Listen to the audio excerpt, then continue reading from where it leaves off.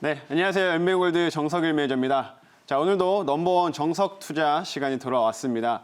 매주 금요일 9시 20분에 여러분들의 투자 판단에 도움이 될 수 있는 정보를 압축해가지고 제가 말씀을 드리고 있으니까요. 꼭 매주 금요일 9시 20분에는 넘버원 정석 투자 시청해 주시면 감사하겠습니다. 자, 오늘은 최근에 2차 전지 관련된 내용, 시장의 흐름들이 너무나 좋았었기 때문에 2차 전지 관련된 얘기를 좀 한번 해보려고 합니다. 그리고 2차 전지 관련된 점유율 관련된 부분에 조금 디테일하게 들어가서 점유율 관련된 내용들이 하반기에 계속 이어갈 수 있을지 이런 부분에 대해서 다뤄보도록 할 테니까요. 오늘도 끝까지 시청해 주시길 바라겠습니다. 자, 그러면은 내용을 한번 들어가 볼게요.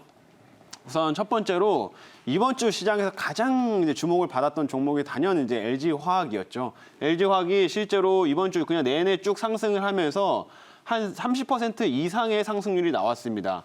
LG화학이 사실 이제 전일 시가총액 기준으로 해가지고 48조 원이 넘어가는 이런 무거운 종목인데 오늘도 무려 지금 9% 정도 올랐으니까 이제 시가총액은 50조 원이 넘어섰겠죠. 그래서 그만큼 이런 무거운 종목이 강세를 보여줬다라는 거는 큰 호재가 있었다라고 보시면 될 것 같은데 LG화학이 이제 상승한 배경에는 첫 번째로는 호실적이 나온 것도 있죠. 실적이 생각했던 것보다 너무 잘 나와줬기 때문에 그걸로 인해서 LG화학이 좀 많이 올라갔습니다. 그리고 두 번째로는 시장에서 부각이 됐던 게 전체 2020년 상반기 기준으로 봐서 글로벌 배터리 시장 점유율이 LG화학이 1위로 올라섰습니다. 실제로 여기 보시면 2019년 점유율 기준으로 봤을 때 이제 LG화학이 10.4%였어요. 그 당 2019년에는 이제 CATL, 파나소닉이 점유율이 1위, 2위를 차지하고 있었기 때문에 CATL 점유율이 25% 수준이었습니다. 근데 2020년 상반기 기준으로 보면은 LG화학이 무려 24%까지 올라왔어요. 그러면서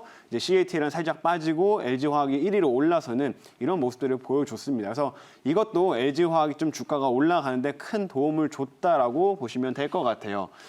근데 지금 이렇게 지금 보시는 것처럼 2020년 점유율을 보시면 상반기 기준으로 LG화학이 24.6%고 그다음에 CATL이 23.5%를 기록을 하고 있습니다. 그래서 그렇게 많이 차이 나진 않아요. 그러다 보니까 요즘에 CATL이 굉장히 공세를 지금 보여주고 있습니다.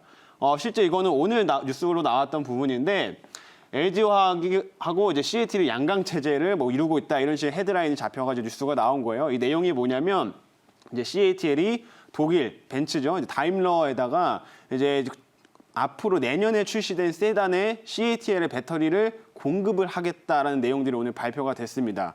그러면서 실제로 다임러랑 함께 내년부터는 차세대 배터리를 공동 연구 개발하겠다라는 소식이 오늘 뉴스로 전해졌는데 이게 왜 지금 LG화학하고 CATL에 둘 다 영향을 줄 수가 있냐면 원래 LG화학이 지금 벤츠 세단에다가 지금 현재 나오고 있는 전기차에다가 LG화학이 그 배터리를 공급을 하고 있었습니다. 근데 내년부터는 이제 CATL의 거가 들어가다 보니까 어떻게 보면은 거래처가 좀 뺏긴 상황이라고 보시면 될 것 같아요. 그래서 CATL이 또 열심히 또 치고 나가고 있구나 이런 부분들이 이제 보실 수 있겠습니다. 그러면 이제 이런 모습들을 보면 우리가 이제 이런 궁금증이 생기죠. LG화학의 점유율이 지금 1위를 하고 있는데 CATL이 생각보다 좀 치고 나가네. 그러면은 현재 1위를 계속해서 유지를 할 수 있을까라는 이제 의문점이 듭니다. 이걸 제가 지금 결론부터 먼저 말씀을 드리자면 하반기로 갈수록 저는 LG화학의 1위 입지가 점점 강해질 거라고 생각을 하고 있습니다. 제가 왜 그렇게 생각을 하는지 지금부터 이제 국가별로 해서 하나씩 시장을 나눠가지고 좀 체크를 해보도록 할게요. 우선 첫 번째로 유럽 시장을 당연히 봐야겠죠. 유럽 시장이 2020년에 가장 이제 전기차 모델들이 가장 많이 출시되는 국가가 유럽입니다. 중국이나 미국도 아니고요. 유럽에서 가장 많은 전기차 모델들이 나와요. 근데 실제로 LG화학하고 이제 주요 업체들하고 거래하고 있는 선들을 보게 되면 LG화학은 폭스바겐, 제규어, 아우디, 다임러, 벤츠죠. 그다음에 르노 이런 업체들하고 이미 계약을 맺고 배터리를 공급을 하고 있는 상황입니다. 근데 반면에 국내 업체들도 많이 공급을 하지만 이제 CATL, 그다음에 파나소닉 이런 업체들을 보시면은 유럽 쪽으로는 좀 공급하는 물량들이 그렇게 크지가 않아요. 특히 또 파나소닉 같은 경우에는 테슬라의 의존도가 너무 높다 보니까 유럽 쪽에서는 거의 제로입니다. 그렇죠? 없어요. 그래서 실제 이제 CATL도 이렇게 보시면은 공급하는 이제 회사들이 많이 있는데 가장 중요한 포인트는 CATL 지금 이렇게 거래 계약은 체결을 해놨지만 아직 유럽에서 공장이 가동되고 있지 않습니다. 이게 가장 중요한 포인트예요. 왜냐하면 이미 뭐 거래 계약은 체결했지만 2020년 하반기로 그러면 물량들을 계속 추가 공급을 해줄 수가 있어야 되는데 CATL은 공장이 지금 이제 짓고 있는 단계다 보니까 하반기에 점유율이 늘어날 수는 없겠죠. 근데 반면에 LG화학 같은 경우에는 이미 뭐 거래선을 가지고서 공급을 하고 있다 보니까 오히려 하반기로 가면 갈수록 LG화학의 점유율은 좀 더 올라갈 수 있을 거다. 이렇게 생각하시면 되겠습니다. 그리고 여기 보시면 르노라는 업체, 뭐 르노, 삼성 이렇게 잘 알고 계실 텐데 르노라는 업체에 다른 회사들을 이제 배터리를 공급하는 게 비어 있어요. 근데 여기서 보시면 LG화학만 딱 체크가 되어 있습니다. 제가 왜 르노를 굳이 집어서 지금 말씀을 드리냐면 요걸 한번 체크 볼게요. 자, 이게 그 유럽에서 가장 많이 팔린 전기차가 이 르노의 자동차입니다. 우리가 뭐 벤츠라든지 뭐 아우디라든지 폭스바겐 이런 회사에서 만드는 그 전기차가 또 가장 잘 팔릴 거라고 머릿속에 생각을 할 수가 있는데 실제로 가장 많이 팔리는 차는 이겁니다. 여기 르노 자동차에 이거 조에라고 하는 이제 자동차인데 이게 유럽에서 가장 최다 판매 전기차예요. 실제로 주행 거리도 한 395km 정도 나오기 때문에 다른 거랑 비교해서 그렇게 처지는 사양도 아닙니다. 근데 이거를 아까 보셨던 것처럼 요거는 지금 LG화학만 단독으로 또 공급을 하고 있기 때문에 이런 부분들이 유럽에서 시장 점유율을 계속 늘려갈 수 있는 LG화학의 강점이다라고 생각을 하시면 될 것 같아요. 그래서 유럽 시장에서 이렇게 체크를 해보더라도 아마 하반기로 가면 갈수록 유럽은 점점 강화되겠구나, 점유율이 점점 높아지겠구나라는 생각을 하실 수 있겠습니다. 자, 그러면 이제 중국 시장을 다음으로 한번 체크를 해볼게요. 사실 LG화학이 가장 좀 부족했던 게 그리고 국내 업체들 전반적으로 부족했던 부분이 이 중국에서 시장 점유율을 가져가는 게 가장 부족했었습니다. 그래서 실제로 CATL이 중국에서는 가장 점유율이 높은데 보시면 그냥 중국 다 업체들한테는 당연히 자국 기업에 이제 배터리를 넣을 수밖에 없다 보니까 CATL이 이 시장은 꽉 잡고 있어요. 그래서 2019년에도 실제로 CATL의 점유율이 높았던 게 중국 업체들한테는 CATL의 배터리를 공급을 하기 때문이다라고 생각을 하시면 됩니다. 근데 이제 테슬라 쪽으로 이제 LG화학이 공급을 하고 나서부터는 이제 얘기가 좀 달라졌습니다. 실제로 여기 보시게 되면 뭐 지리 자동차로도 이제 공급을 하는 게 있지만 테슬라 이제 거래선이 생겼어요. 중국 쪽에서는. 중국 테슬라 이제 기가 팩토리를 짓고 나서 원래 이제 파나소닉이 공급을 하고 있었었는데 최근에 이제 LG화학이 그 거래선으로 많이 바뀌게 됐었죠. 근데 이거를 조금 더 디테일하게 한번 살펴보도록 하겠습니다. 자, 보자면 테슬라 이제 중국에서 생산량인데 기가 팩토리가 지어지고 나서 실제로 생산량을 점차 이렇게 올리다 보니까 2월 이후로 생산량이 급격하게 이렇게 올라가는 시점들을 보실 수가 있을 거예요. 보시면 이러면서 이제 원통형 배터리의 마진도 같이 이제 올라가고 있는 상황인데 LG화학이 본격적으로 이제 테슬라한테 배터리를 공급하기 시작한 게 딱 2월 이후입니다. 2월 이후. 원래 이 전까지는 파나소닉의 물량들이 훨씬 많았다라고 한다면 2월 이후로는 지금 꾸준하게 LG화학의 배터리가 훨씬 더 테슬라 모델 3 쪽으로 더 많이 들어가고 있는 상황이에요.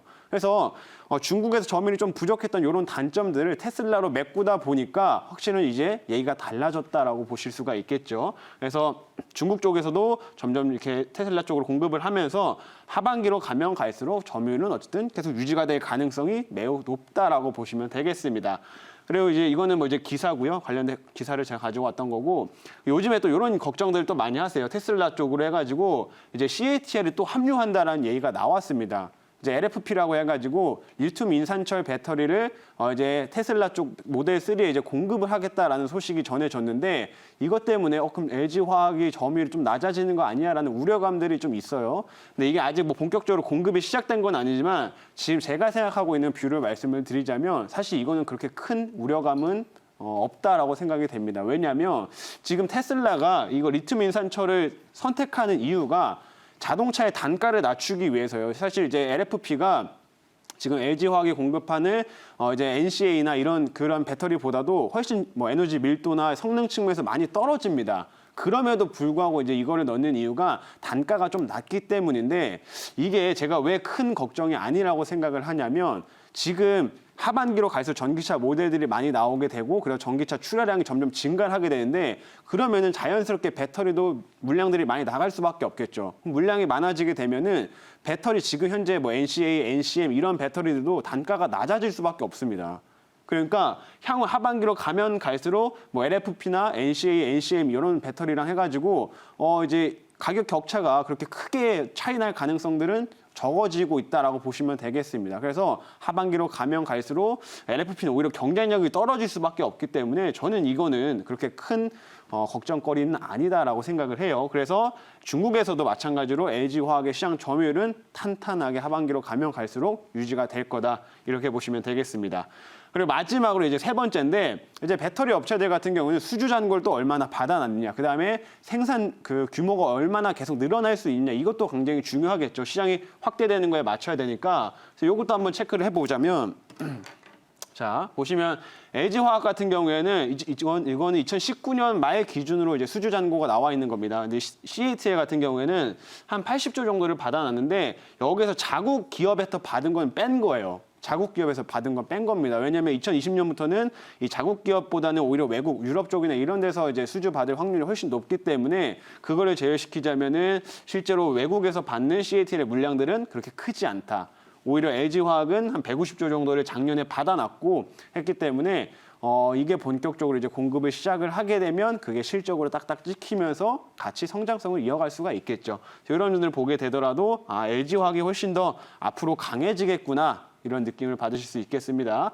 그다음에 추가적으로 증설되는 규모도 보시면 여기 가장 파란색으로 체크되어 있는 게 이제 LG화학인데 LG화학이 증설 물량들이 계속해서 증가가 됩니다. 다른 회사들보다도 훨씬 많이 증가하는 걸 볼 수가 있을 거예요. 이제 2020년 기준으로 100기가와트시, 2021년 기준으로 150기가와트시 이런 식으로 점점 증가하는데 확실히 다른 회사들보다 많이 올라오기 때문에 생산 규모 자체도 다른 회사들에 비해서 압도적으로 점점 성장을 하고 있다 이렇게 보시면 됩니다. 그래서 최근에 LG화학이 이제 많이 올라온 것 같은데 싶으면서도 계속 가는 이유가 하반기로 가면 갈수록 이런 점유율이 점점 강화되고 앞으로 실적이 점점 좋아질 수밖에 없는 구조이기 때문에 LG화학은 좀 꾸준하게 오늘도 오르고 있다 이렇게 보시면 되겠습니다.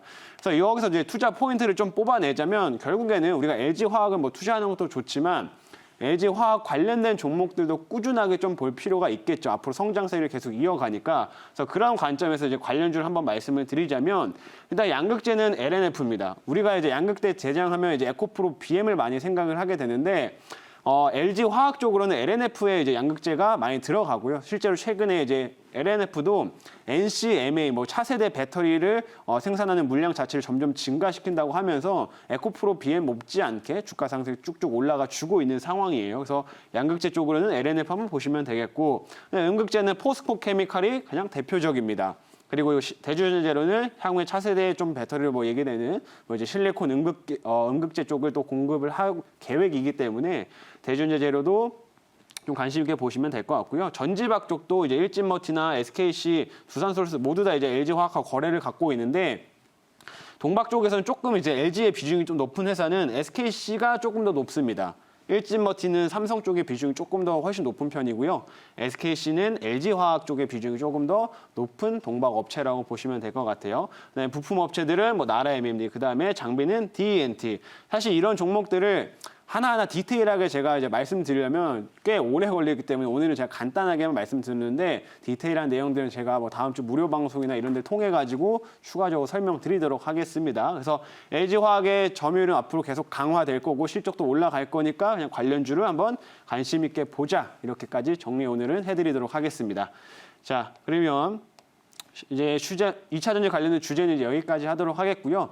이제 제가 끝나고 나서 이제 보시면 종목을 다음 주 관심 있게 좀 볼 만한 종목도 두 가지 늘 소개시켜드리고 있는데 일단 지난주에 제가 말씀했던 종목 중 하나를 리뷰해 보도록 하겠습니다. 지난주에 이제 코세스라는 종목, 사실 뭐 이름만 들으면 조금 생소하실 수가 있는데 이 업체가 조금 턴어라운드 되는 관점을 한번 볼만하다라고 말씀을 드렸죠. 이제 반도체랑 디스플레이 쪽의 레이저 장비를 공급하는 회사인데 다른 반도체 장비 회사도 수주 많이 받았던 2019년이나 올해 상반기에 수주를 많이 받았음에도 불구하고 코세스는 워낙 수주 공백이 있었습니다. 수주가 많이 없었어요. 그러다 보니까 주가는 상승하지 못하고 계속 눌려있던 상황이었었는데 점점 하반기로 갈수록 이제 중화권 쪽에서 수주 잔고가 점점 늘어나고 있는 추세다 보니까 턴어라운드 할 수 있는 관점으로 제가 한번 말씀을 드렸죠.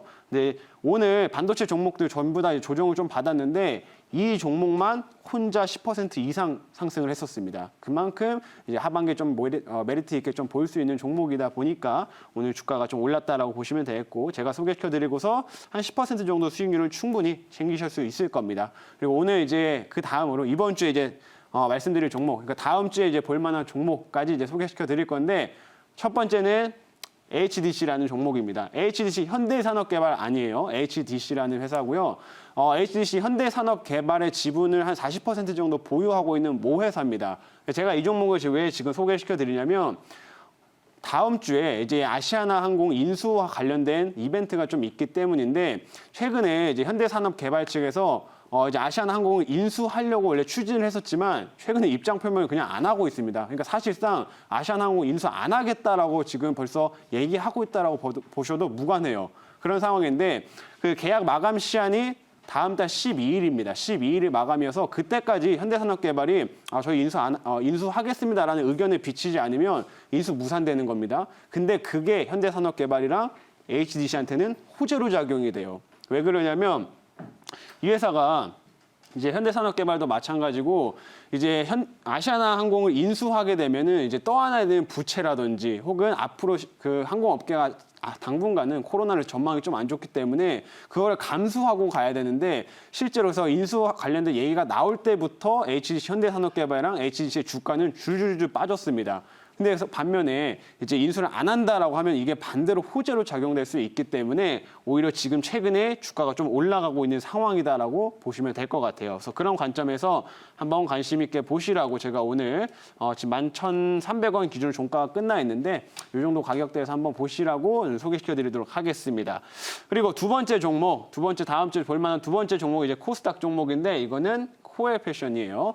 코엘 패션은 말 그대로 의류 관련된 업체입니다. 패션이라는 브랜드가 이름이 적혀 있는 것처럼 의류 관련된 업체인데, 뭐 아디다스, 퓨마, 그 다음에 캘빈 클라인 이런 이제 브랜드들을 우리나라에 유통을 하면서 라이센스 사업을 하는 회사예요. 그러니까 단순히 뭐 이런 의류를 자체 제작해가지고 판매하는 회사가 아니라 라이센스 사업을 하는 회사다 보니까 영업이익률이 의류 업체 치고 엄청납니다. 영업이익률이 무려 20% 이상이 나와요. 이 업체가. 엄청난 거예요. 라이센서 사업을 하기 때문에 가능하다라고 보시면 되는데, 이 업체가 또 장점 중 하나로 판매되는 이제 매출 비중 중에서 오프라인 매출 비중은 굉장히 낮습니다. 오프라인 매장이 거의 없다시피 해요, 이 회사는. 그래서 실제 라이센스 사업을 하다 보니까 온라인, 그 다음에 이제 이커머스, 홈쇼핑이나 이런 걸 통해 가지고 매출이 굉장히 93% 이상이 나오게 되는데, 그렇다 보니까 마진율도 굉장히 좋고요. 실제로 최근에 코로나로 인해 가지고 오히려 수혜를 받습니다. 그래서 2분기 영업이익이 발표가 됐는데 전년 동기 대비해서 오히려 10% 이상 성장하는 흐름들을